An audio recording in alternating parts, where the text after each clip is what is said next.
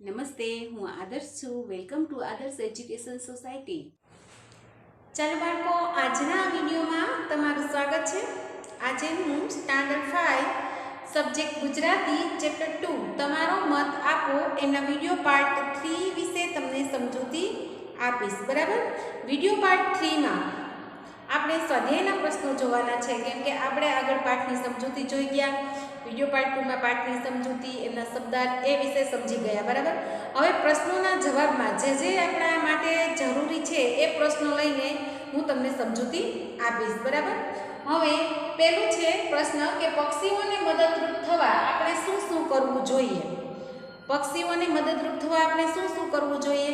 તો કે પક્ષીઓને મદદરૂપ થવા આપણે ગામમાં ચબૂતરા બંધાવવા જોઈએ.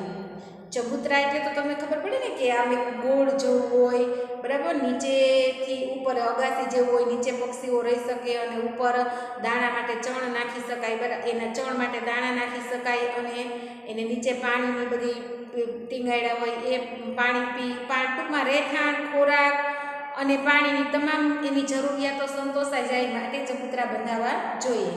આપણે પક્ષીઓને મદદરૂપ થવા માટે ગામમાં ચબૂતરા બંધાવવા જોઈએ, જેથી તેના રહેઠાણ, પાણી અને ખોરાકની વ્યવસ્થા થઈ શકે. બરાબર, કે ચબૂતરા બંધાવવાથી એના ખોરાક, પાણી અને રહેઠાણ તમામની વ્યવસ્થા થઈ શકે. પછી બીજો પ્રશ્ન છે, બાળકો તેની મહાસભામાં કયા કયા પ્રશ્નોની ચર્ચા કરશે? બાળકો તેની મહાસભામાં કયા કયા પ્રશ્નોની ચર્ચા કરશે? હવે તમારો ક્લાસ ભરચક હોય, બરાબર, એમાં તમારી પણ સભા ભરાતી હોય, તો એમાં કયા કયા પ્રશ્નોની ચર્ચા થાય સામાન્ય રીતે? તો કે શિસ્તના પ્રશ્નો. બાળકો તેની મહાસભામાં શિસ્તના પ્રશ્નો, વધુમાં વધુ આપણા ક્લાસમાં શાંતિ કેવી રીતે જાળવી શકાય એ માટે કયા પ્રશ્નો છે, એનો શું આપણે ઉપાય કરવો એ પ્રશ્નો. પછી બેન્ચમાં આગળ પાછળ બેસવાના પ્રશ્નો. સમૂહ ભેગા થાય ત્યાં તો પ્રશ્નો રહેવાના જ. બરાબર, આગળ પાછળ કોઈને બધાને આગળ બેસવું હોય તો કોણ પાછળ બેસશે વગેરે પ્રશ્નોની ચર્ચા થાય. પછી મોનિટર અંગેના પ્રશ્નો, કે વર્ગમાં એક લીડર હોય, બરાબર, એને તમે મોનિટર પણ કહી શકો, તો એના પ્રશ્નો કોણ બનશે, કોણ કેવું હેન્ડલિંગ કરશે, બરાબર છે એ પ્રશ્નો. અને પછી પ્રશ્નોની ચર્ચા કરવામાં આવે છે, અથવા તો વિવિધ પ્રવૃત્તિઓમાં થતા પ્રશ્નોની ચર્ચા કરવામાં આવે છે. બાળકોની મહાસભામાં કયા કયા પ્રશ્નોની ચર્ચા થાય? તો કે શિસ્તના પ્રશ્નો, બેન્ચમાં આગળ પાછળ બેસવાના પ્રશ્નો, પછી મોનિટર અંગેના પ્રશ્નો, તેમજ પ્રવૃત્તિઓમાં થતા વિવિધ પ્રશ્નોની ચર્ચા કરવામાં આવે છે. પછી શિક્ષકો મીટિંગ કરે ત્યારે કઈ કઈ વાતો કરતા હશે? શિક્ષકો મીટિંગ કરે ત્યારે કઈ કઈ પ્રશ્નોની અથવા તો કઈ કઈ વાતો કરતા હોય? તો કે શિક્ષકો મીટિંગ કરે ત્યારે બાળકોના અભ્યાસ વિશે વાતો કરતા હશે, કે આ મહિનામાં આટલો કોર્સ છે તો આપણે પૂરો કેમ કરવો, આટલી રજાઓ આવશે, આટલા કામના દિવસો આવશે, એ બધી પહેલાં શિક્ષકો ચર્ચા કરી લેતા હોય છે. પછી પ્રવૃત્તિઓ વિશે કઈ કઈ પ્રવૃત્તિઓ કરશું એ ચર્ચા. પછી બાળકોમાં થતી વિવિધ સ્પર્ધાઓ વિશે તેમજ વાલીઓના પ્રશ્નો અંગે ચર્ચા કરતા હશે. બાળકોમાં થતી વિવિધ સ્પર્ધાઓ વિશે ચર્ચા કરવી તેમજ વાલીઓના પ્રશ્નો વિશે ચર્ચા કરતા હશે.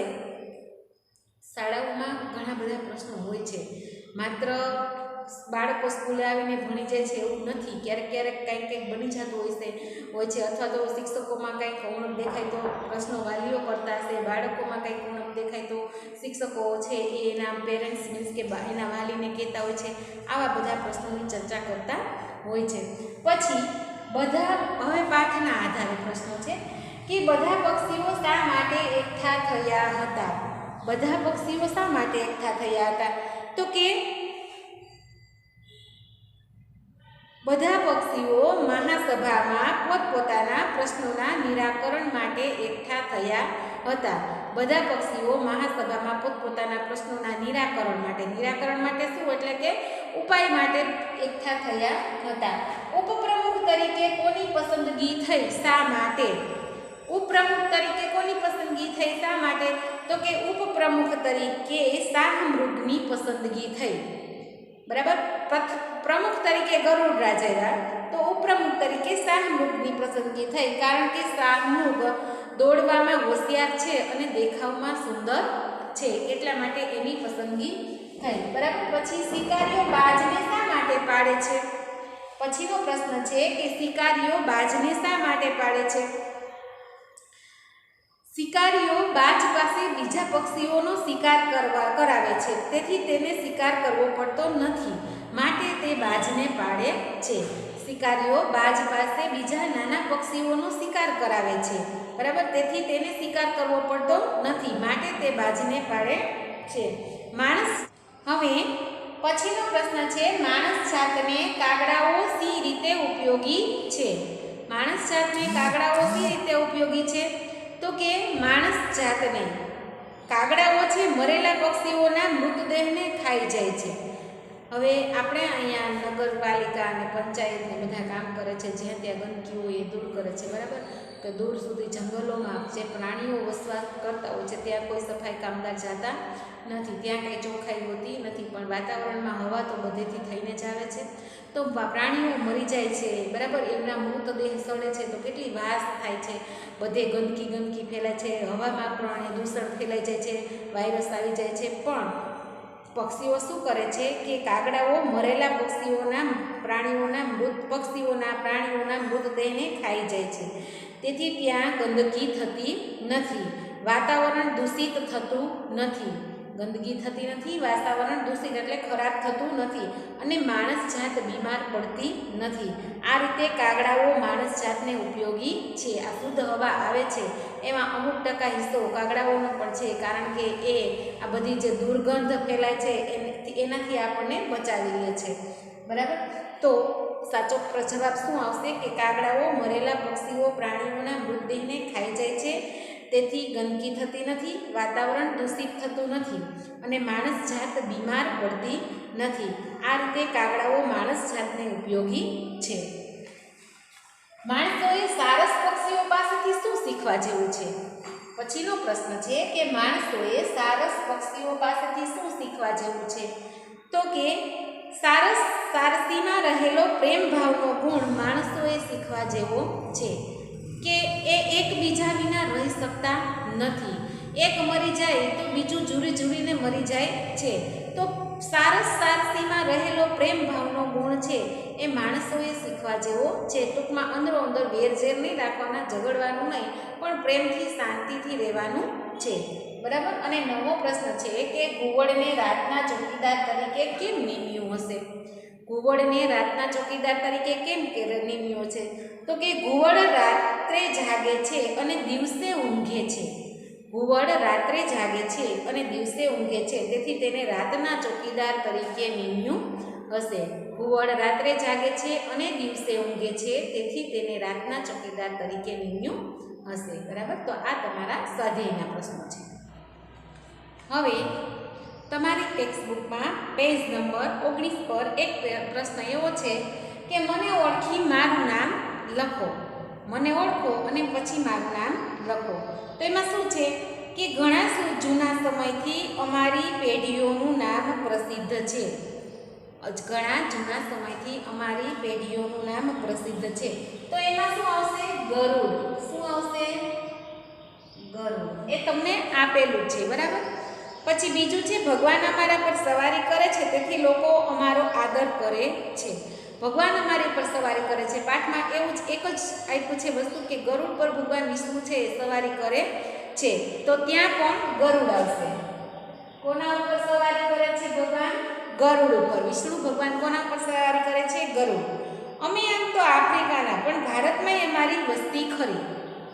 આફ્રિકાનું કોણ છે? શાહમૃગ, બરાબર. શાહમૃગમાંની વસ્તી ભારતમાં થોડી ઘણી છે એમ અહીં પાઠમાં કહેવામાં આવ્યું છે.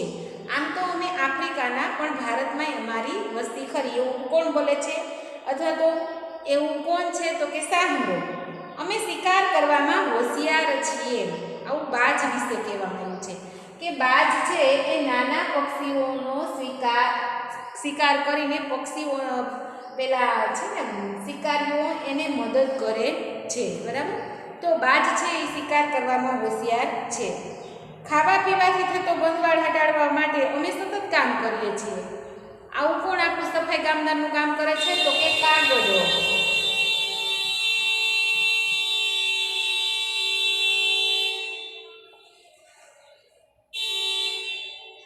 ખાવા પીવાથી થતો ગંદવાડ હટાવવા માટે અમે સતત કામ કરીએ છીએ. તો આવું કોણ કરે છે? કાગડો. કોણ કરે છે? કાગડો. છઠ્ઠું છે કે અમે અમારા ઈંડા કોઈ બીજા પક્ષીના માળામાં મૂકી આવીએ છીએ. અમે અમારા ઈંડા કોઈ બીજા પક્ષીના માળામાં મૂકી આવીએ છીએ. તો કોણ કરે છે? કોયલ. કોણ કરે? કોયલ. અને સાતમું છે અમે હંમેશા જોડે જ હોઈએ. જોડે જ કોની જોડ હોય પક્ષીઓમાં? તો કે સારસ, સારસી. સારસ, સારસી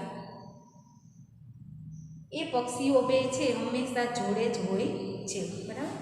હવે તમારી ટેક્સ્ટ બુકમાં પેજ નંબર 20 પર એવો પ્રશ્ન છે કે શિક્ષક એક પછી એક વાક્ય વાંચી સંભળાવશે. શિક્ષક એક પછી એક વાક્ય વાંચી સંભળાવશે. જો વાક્ય સાચું હોય તો હાજી રે હાજી અને ખોટું હોય તો નાજી રે નાજી બોલો. શિક્ષક એક પછી એક વાક્ય વાંચી સંભળાવશે. જો વાક્ય સાચું હોય તો હાજી રે હાજી અને ખોટું હોય તો નાજી રે નાજી બોલો અથવા લખો. તો પહેલું વાક્ય છે મહાસભાની શાંતિ અને વ્યવસ્થા ખૂબ જ સરસ હતા. બરાબર. પક્ષીઓની મહાસભાની શાંતિ અને વ્યવસ્થા ખૂબ જ સરસ હતા. તો એમાં આવશે હાજી રે હાજી. બરાબર. પછી બીજું વાક્ય છે કે મહાસભામાં સૌથી પહેલું કામ ઉપપ્રમુખ નક્કી કરવાનું થાય છે. બરાબર. ના, એવું નથી. તો શું નક્કી કરવાનું થાય છે? પ્રમુખ નક્કી કરવાનું થાય છે, ઉપપ્રમુખનું નહીં. એટલે અહીંયા નાજી રે નાજી. પછી ત્રીજું છે શાહમૃગના આવડત અને ગુણને કારણે ઉપપ્રમુખ બનાવવામાં આવ્યું. તો કે હાજી રે હાજી.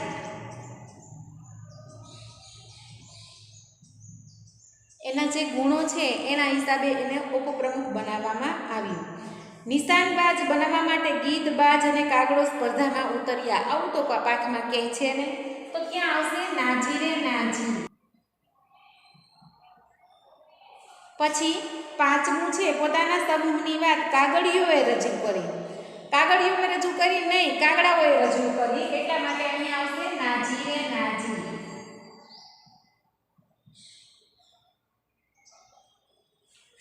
પછી સાતમું છે કાગડાની. છઠ્ઠું છે કે કબૂતરની રજૂઆતનો સૌએ અસ્વીકાર કર્યો. તો એ વિધાન ખોટું આવે. કબૂતરની વાતમાં બધાએ સહમતિ આપી હતી એટલે નાજી રે નાજી. બરાબર. પછી સાતમું છે કાગડાની કાબર વિશેની ફરિયાદનો ઉકેલ લાવવા ચર્ચા કરવામાં આવી. ના, કાંઈ નહોતું થયું. કેમ કે આપણે જેમ કોર્ટમાં સ્ટે આવી જાય એમ પણ એની સભામાં સ્ટે કાગડામાં પર કોઈ ખાસ ધ્યાન આપ્યું નહીં. એટલે એમ કે છે કે ઉકેલ આવ્યો નહોતો. આમાં એમ કે છે કે ઉકેલ આવ્યો. તો અહીંયા આવશે નાજી રે નાજી.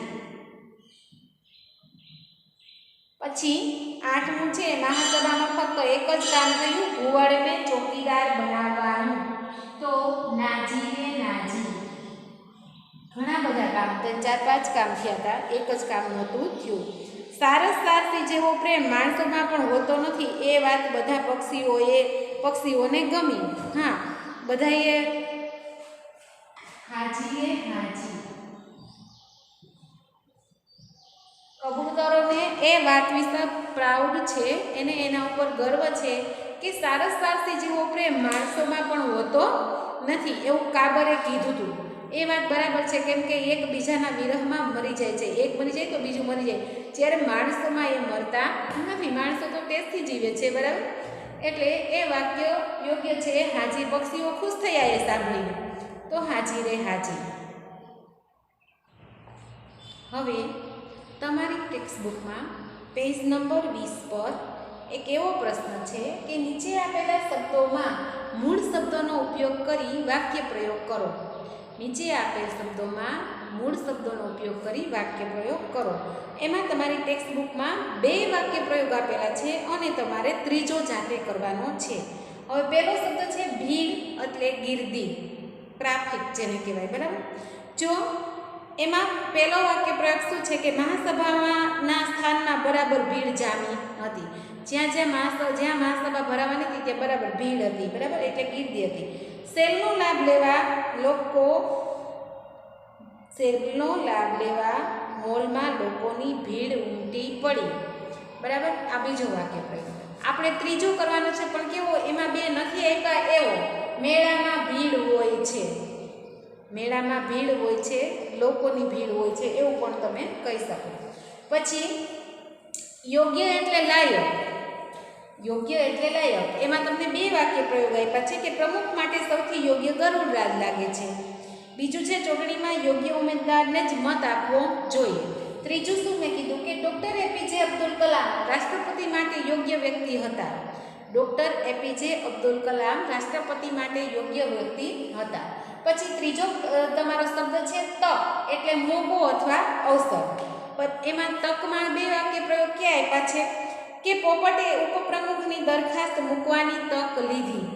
પોપટને ઉપપ્રમુખ માટેથી રાજીનામું આપવું હતું, એ માટેની એને તક લીધી. બરાબર, ઘરમાં કોઈ હાજર ન હોય તો હું ફ્રીજમાં પડેલો આઈસ્ક્રીમ ખાઈ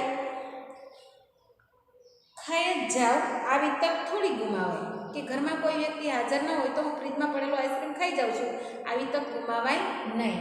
મેં શું કીધું કે જન્માષ્ટમી ઉત્સવની ઉજવણીમાં મને બોલવાની તક મળી. બરાબર, અથવા તો તમારા કોઈ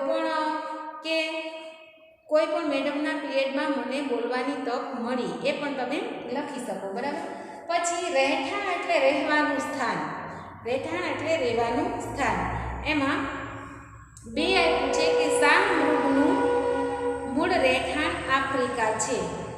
શાહમૃગ મૂળ ક્યાં રહે છે તો કે આફ્રિકામાં. ગીરનું જંગલ એટલે સિંહોનું રહેઠાણ. ત્રીજો મેં વાક્ય પ્રયોગ કયો છે કે માણસનું રહેઠાણ ઘર હોય છે, અથવા તો માણસનું રહેઠાણ એટલે ઘર, એમ પણ તમે લખી શકો. પછી ગુણ એટલે સારું લક્ષણ. કાબરે પક્ષી જાતમાં પ્રેમનો ગુણ વિકસાવવા સારસ પક્ષીની વાત કરી. પક્ષી જાતમાં પ્રેમનો ગુણ વિકસાવવા સારસ પક્ષીની વાત કરી.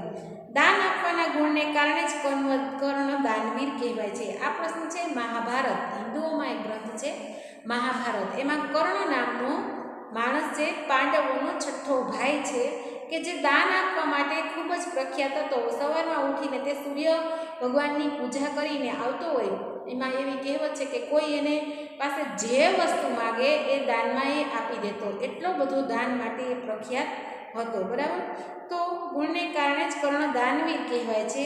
તો આપણે શું કરવાનું, ગુણ માટે બીજો વાક્ય પ્રયોગ છે બાળકોમાં સારા ગુણ વિકસાવવા જોઈએ. બાળકોમાં સારા ગુણ વિકસાવવા જોઈએ. બરાબર, આ હતા તમારા વાક્ય પ્રયોગ.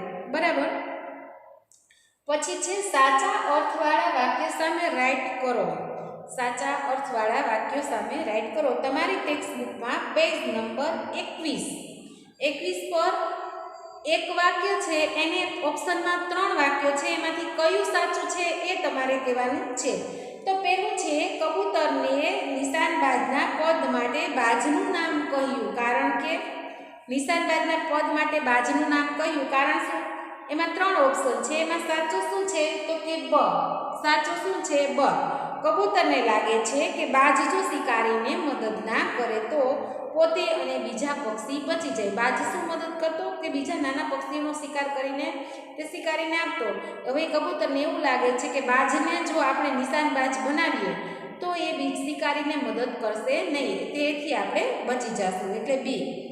બ. બરાબર, કાગડાના ભાષણની મહાસભા પર શી અસર થઈ? કાગડાના ભાષણની મહાસભા પર શી અસર થઈ? તો એમાં આવશે ક. પક્ષીઓએ કાગડાની વાત પર ખાસ ધ્યાન આપ્યું નહીં. બરાબર, પક્ષીઓએ કાગડાની વાત પર ખાસ ધ્યાન આપ્યું નહીં. કાગડાઓએ કયો ઠરાવ થવાની જરૂર જણાય? કાગડાઓએ કયો ઠરાવ થવાની જરૂર જણાય? તો એમાં એ આવશે અ. કોયલડીઓ કાગડીઓને હેરાન કરે નહીં તે માટે મહાસભા કોઈ પગલાં લે. કોયલડીઓ કાગડીઓને હેરાન કરે નહીં તે માટે મહાસભા કોઈ પગલાં લે. અને ચોથું છે કે કાબરે સારસ સારસીના પ્રેમના વખાણ કર્યા કારણ કે પક્ષીઓમાં પ્રેમભાવ વધે. એમાં આવશે બ. કે કાબરે સારસ સારસીના પ્રેમના વખાણ કર્યા. શા માટે? કે પક્ષીઓમાં પ્રેમભાવ વધે એટલા માટે કાબરે તેના વખાણ કર્યા હતા. હવે તમારી ટેક્સ્ટ બુકના પેજ નંબર 22 પર એવો પ્રશ્ન છે કે નીચે આપેલા વાક્યો જેવો જ અર્થ નીકળે તેવા વાક્યો વાર્તામાંથી શોધીને લખો. નીચે આપેલા વાક્યો જેવો જ અર્થ નીકળે તેવા વાક્યો વાર્તામાંથી શોધીને લખો. પહેલું વાક્ય છે કાકા કૌવા જે માને છે તે હું પણ માનું છું. કાકા કૌવા જે માને છે તે હું પણ માનું છું. તો એમાં કયું વાક્ય છે? તો કે કાકા કૌવાના મતને હું ટેકો આપું છું. કાકા કૌવાના મતને હું ટેકો આપું છું. બીજું છે શાહમૃગનો સુંદર દેખાવ તમને આનંદ આપતો જ હશે. શાહમૃગનો સુંદર દેખાવ તમને આનંદ આપતો હશે. તો એમાં શું છે? શાહમૃગનું સુંદર રૂપ જોઈ આપ ખરેખર ખુશ થતા હશો. શાહમૃગનું સુંદર રૂપ જોઈ આપ ખરેખર ખુશ થતા હશો. ત્રીજું છે પક્ષી જૂથ પાસે કોઈ બરાબર નિશાન તાકનાર હોય તો સારું. પક્ષી જૂથ પાસે કોઈ બરાબર નિશાન તાકનાર હોય તો સારું. તો એમાં શું છે? કબૂતર બોલે છે કે ખરેખર આપણને એક બાહોશ નિશાનબાજની જરૂર છે. ખરેખર આપણને એક બાહોશ નિશાનબાજની જરૂર છે. ચોથું છે અમે કામ ન કરીએ તો માણસો બીમાર થઈ મૃત્યુ પામે. એ કાગડો બોલે છે જો અમારું કામ એક દિવસ બંધ રાખીએ તો માણસ જાત માંદી પડી જાય. જો અમારું કામ એક દિવસ બંધ રાખીએ તો માણસ જાત માંદી પડી જાય. અમારી નાતના સ્ત્રી સમૂહ વતી એક વાત કહું છું. અમારી નાતના સ્ત્રી સમૂહ વતી હું એક વાત કહું છું. એમાં શું છે? અમારી કોમના નારી મંડળ વતી હું એક વાત રજૂ કરું છું. અમારી કોમના નારી મંડળ વતી હું એક વાત રજૂ કરું છું. પછી છઠ્ઠું વાક્ય છે તેઓ એકબીજા વિના જીવી જ ન શકે. સારસ સારસી વિશે કાબર બોલે છે કે તેઓ એકબીજા વિના જીવી જ ન શકે.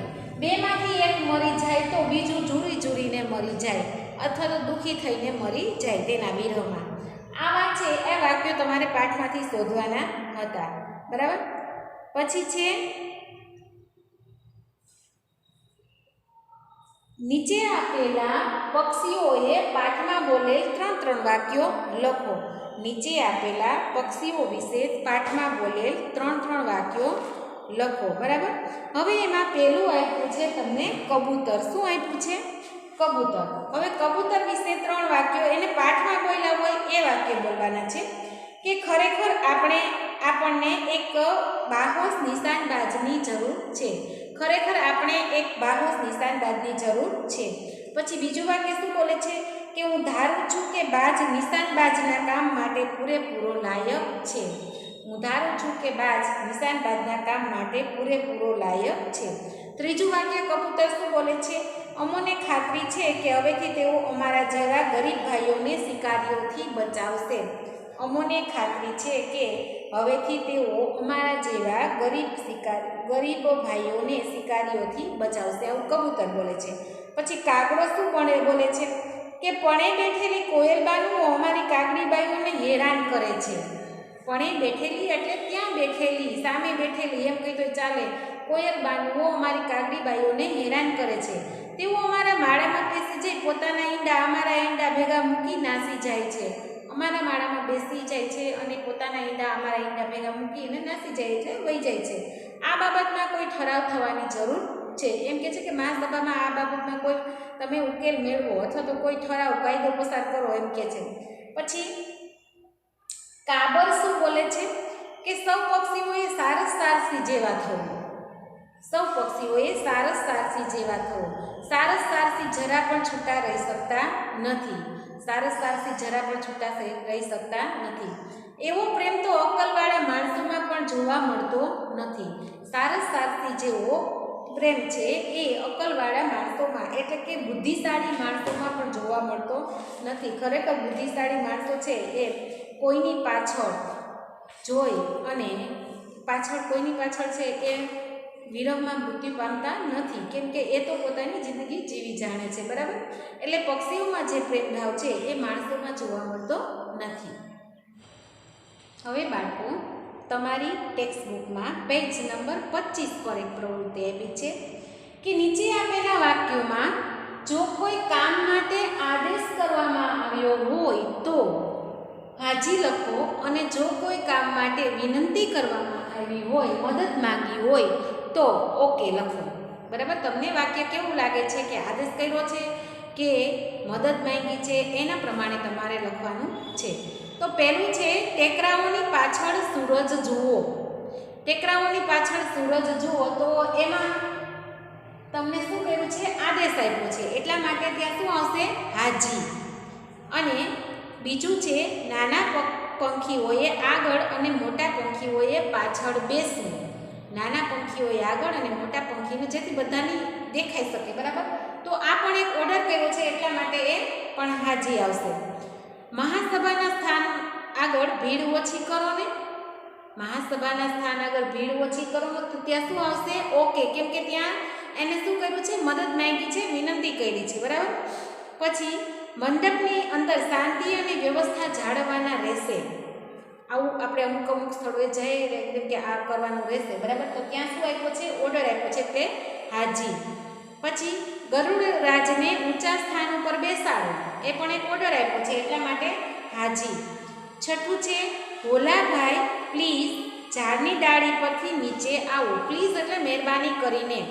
ભોલાભાઈ મહેરબાની કરીને ઝાડની ડાળીએથી નીચે આવો, એટલે એક મદદ માંગી છે, વિનંતી કરી છે, તો ત્યાં આવશે ઓકે.